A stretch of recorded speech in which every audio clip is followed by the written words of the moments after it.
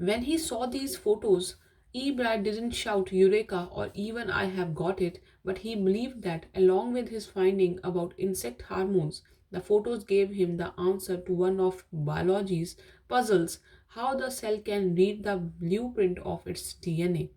तो जब उनको वो फोटोज में उस केमिकल स्ट्रक्चर का पूरा एक्सरे, पूरा वो केमिकल्स मिल गए कि वो किस डीएनए के बने हुए हैं, तो उन्होंने शाउट नहीं किया, यूरेका नहीं बोला कि मैजिक हो गया, मगर ना ही उन्होंने कहा कि मैंने ये अचीव कर लिया है।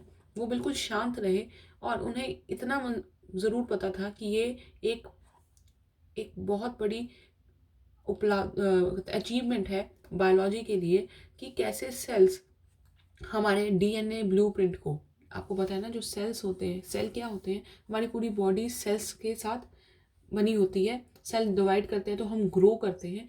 तो जो हर सेल के अंदर क्या है, एक न्यूक्लियस होता है और न्यूक्लियस से हमें डीएनए मिलता है। आपको पता है ना हर सेल्स में एक डीएनए होता है, ब्लूप्रिंट होता है, जिससे पता चलता है कि ये एनिमल्स का है या ह्यूमंस का है, उसके बारे में पूरी डिटेल स्ट्रक्चर पता चलती है कि ये पर्सन कैसा दिखता होगा, ये इसमें क्या हेरिडिटरी क्वालिटीज़ होंगी।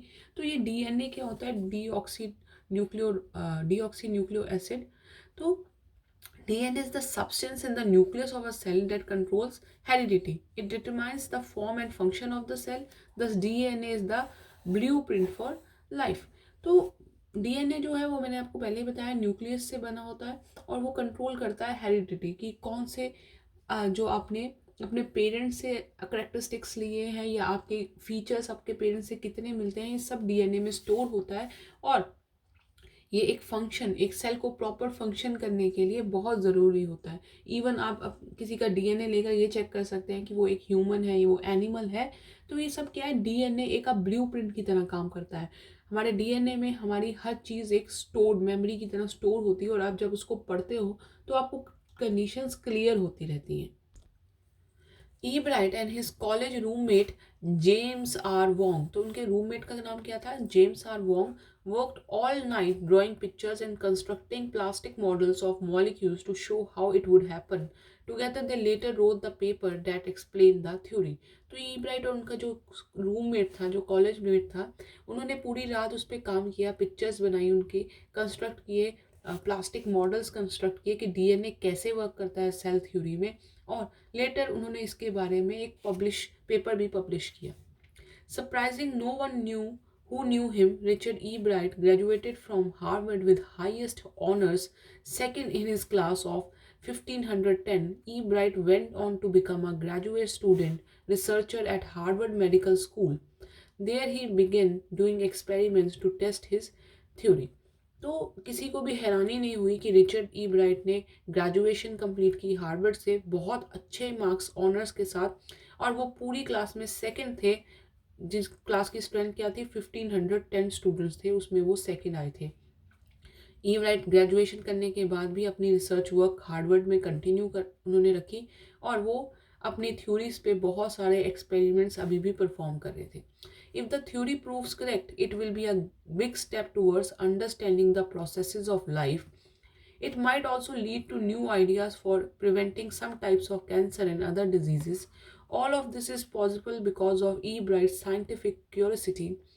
His high school research into the purpose of spots on a monarch pupa eventually led him to his theory about cell life.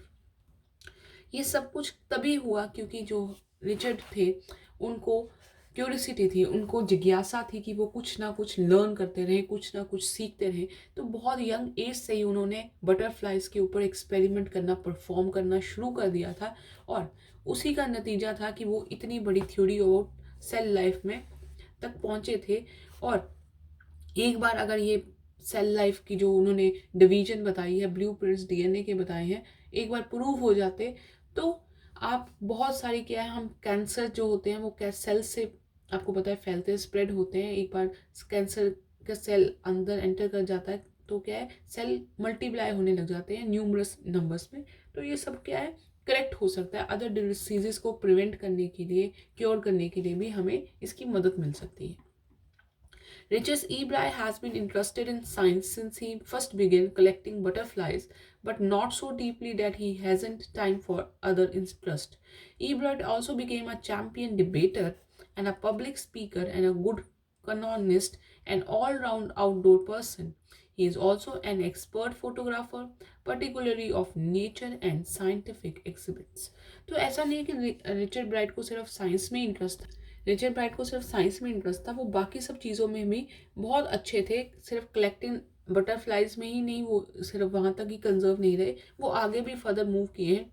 वो चैम्पियन डिबेटर थे, उन्हें डिबेट करना, किसी के साथ बहस करना बहुत पसंद था। पब्लिक स्पीकर थे, बहुत अच्छा मतलब कहीं पे भी भाषण दे सकते थे। गुड कैनोनिस्ट थे और आउटडोर पर्सन थे, उनको गेम्स खेलना भी बहुत पसंद था।